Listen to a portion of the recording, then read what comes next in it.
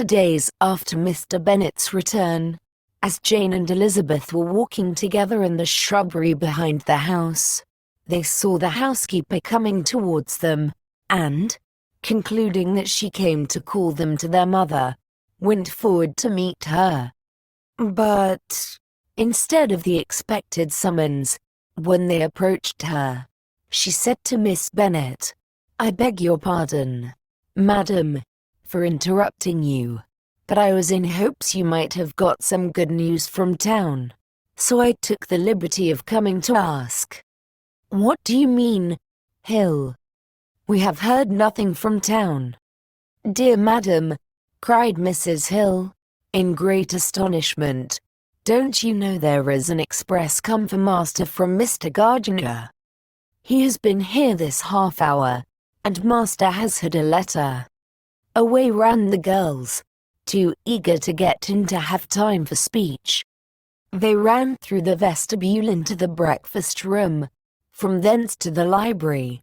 Their father was in neither, and they were on the point of seeking him upstairs with their mother, when they were met by the butler, who said, "If you are looking for my master, ma'am, he is walking towards the little copse."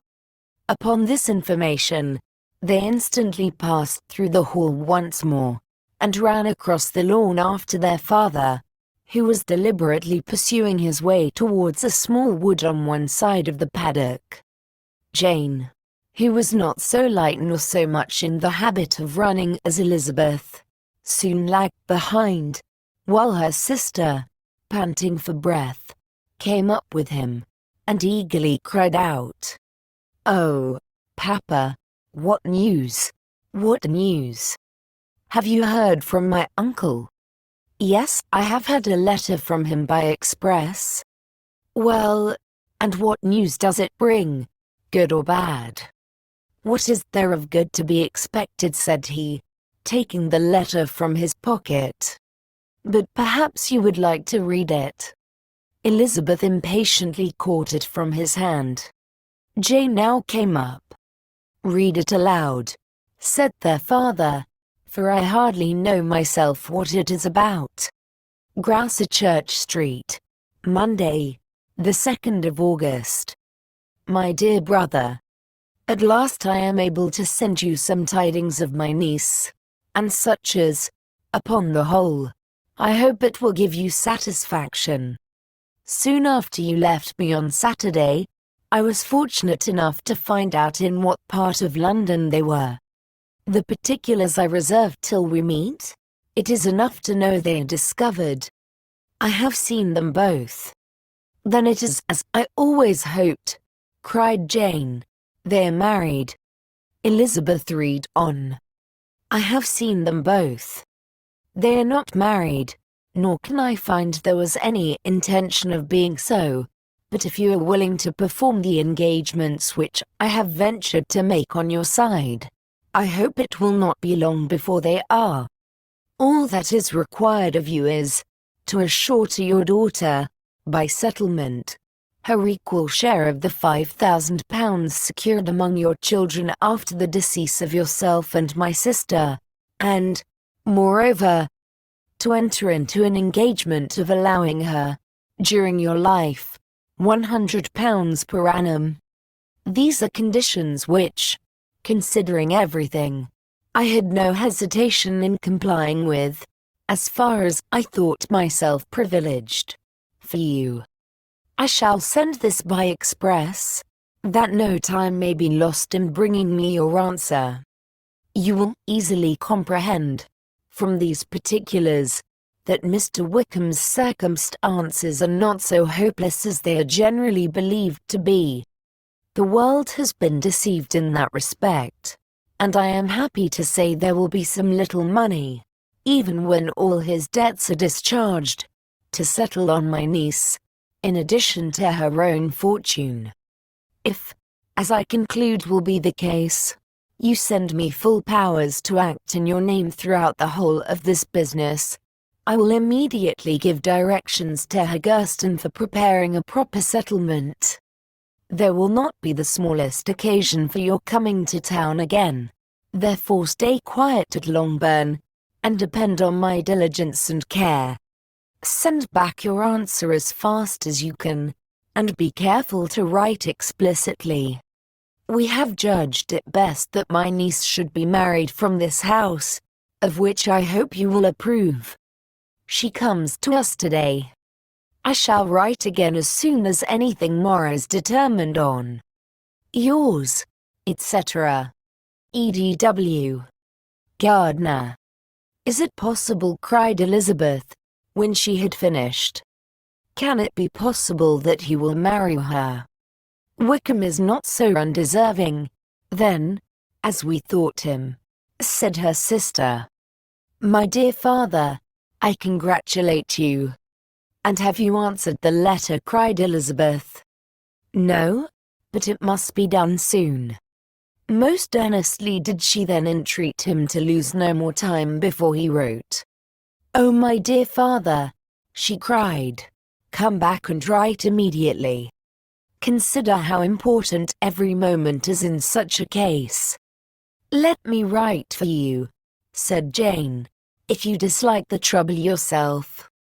I dislike it very much, he replied, but it must be done. And so saying, he turned back with them, and walked towards the house. And may I ask, said Elizabeth, but the terms, I suppose, must be complied with. Complied with? I am only ashamed of his asking so little. And they must marry. Yet he is such a man. Yes, yes, they must marry. There is nothing else to be done. But there are two things that I want very much to know. One is, how much money your uncle has laid down to bring it about. And the other, how am I ever to pay him? Money. My uncle, cried Jane. What do you mean, sir? I mean, that no man in his senses would marry Lydia on so slight a temptation as 100 a year during my life, and 50 after I am gone. That is very true, said Elizabeth, though it had not occurred to me before. His debts to be discharged, and something still to remain. Oh, it must be my uncle's doings. Generous, good man, I am afraid he has distressed himself. A small sum could not do all this. No, said her father, Wickham's a fool if he takes her with a farthing less than £10,000. I should be sorry to think so ill of him, in the very beginning of our relationship. £10,000. Heaven forbid. How is half such a sum to be repaid? Mr. Bennet made no answer, and each of them, deep in thought, continued silent till they reached the house. Their father then went on to the library to write, and the girls walked into the breakfast room. And they are really to be married, cried Elizabeth, as soon as they were by themselves. How strange this is! And for this we are to be thankful. That they should marry, small as is their chance of happiness, and wretched as is his character, we are forced to rejoice. Oh, Lydia! I comfort myself with thinking, replied Jane, that he certainly would not marry Lydia if he had not a real regard for her. Though our kind uncle has done something towards clearing him, I cannot believe that £10,000, or anything like it, has been advanced. He has children of his own, and may have more. How could he spare half £10,000?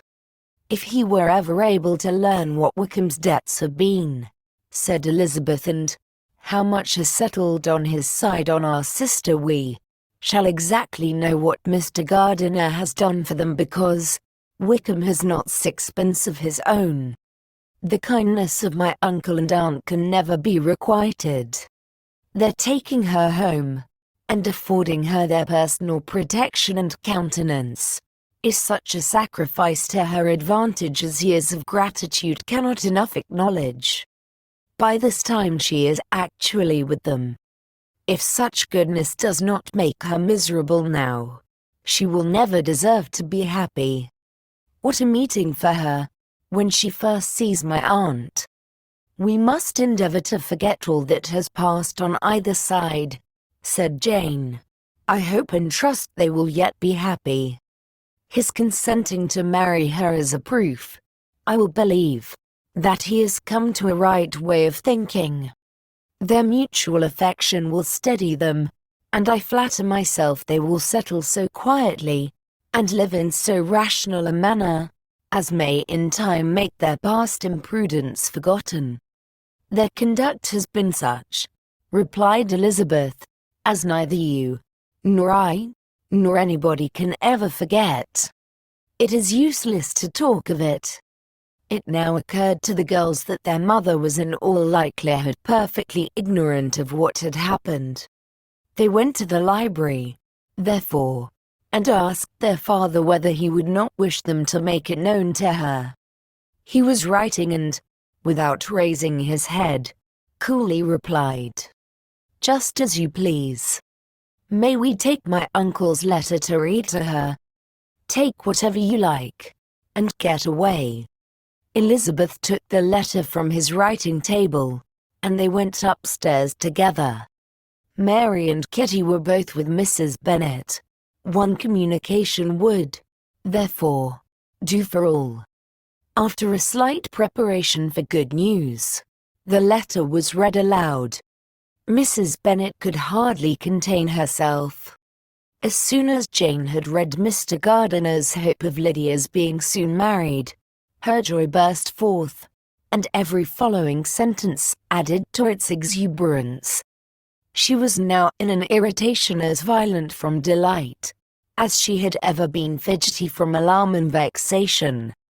To know that her daughter would be married was enough. She was disturbed by no fear for her felicity, nor humbled by any remembrance of her misconduct. "My dear, dear Lydia," she cried, "this is delightful indeed. She will be married. I shall see her again. She will be married at 16. My good, kind brother. I knew how it would be. I knew he would manage everything. How I long to see her and to see dear Wickham too. But the clothes, the wedding clothes. I will write to my sister Gardiner about them directly. Lizzie, my dear, run down to your father, and ask him how much he will give her. Stay, I will go myself. Ring the bell, Kitty, for Hill. I will put on my things in a moment. My dear, dear Lydia. How merry we shall be together when we meet." Her eldest daughter endeavored to give some relief to the violence of these transports, by leading her thoughts to the obligations which Mr. Gardiner's behavior laid them all under. "For we must attribute this happy conclusion," she added, "in a great measure to his kindness. We are persuaded that he has pledged himself to assist Mr. Wickham with money." "Well," cried her mother, "it is all very right. Who should do it but her own uncle? If he had not had a family of his own, I and my children must have had all his money, you know, and it is the first time we have ever had anything from him, except a few presents. Well, I am so happy. In a short time I shall have a daughter married. Mrs. Wickham. How well it sounds. And she was only 16 last June. My dear Jane, I am in such a flutter, that I am sure I can't write. So I will dictate, and you write for me. We will settle with your father about the money afterwards, but the things should be ordered immediately." She was then proceeding to all the particulars of calico, muslin, and cambric, and would shortly have dictated some very plentiful orders, had not Jane, though with some difficulty, persuaded her to wait till her father was at leisure to be consulted. "One day's delay," she observed, would be of small importance, and her mother was too happy to be quite so obstinate as usual. Other schemes, too, came into her head. "I will go to Meryton," said she, "as soon as I am dressed, and tell the good news to my sister Phillips. And as I come back, I can call on Lady Lucas and Mrs. Long. Kitty, run down and order the carriage. An airing would do me a great deal of good, I am sure. Girls, can I do anything for you in Meryton? Oh, here comes Hill. My dear Hill, have you heard the good news? Miss Lydia is going to be married, and you shall all have a bowl of punch to make merry at her wedding." Mrs. Hill began instantly to express her joy. Elizabeth received her congratulations amongst the rest, and then, sick of this folly, took refuge in her own room, that she might think with freedom. Poor Lydia's situation must, at best, be bad enough, but that it was no worse, she had need to be thankful. She felt it so, and though, in looking forward, neither rational happiness nor worldly prosperity could be justly expected for her sister, in looking back to what they had feared only 2 hours ago, she felt all the advantages of what they had gained.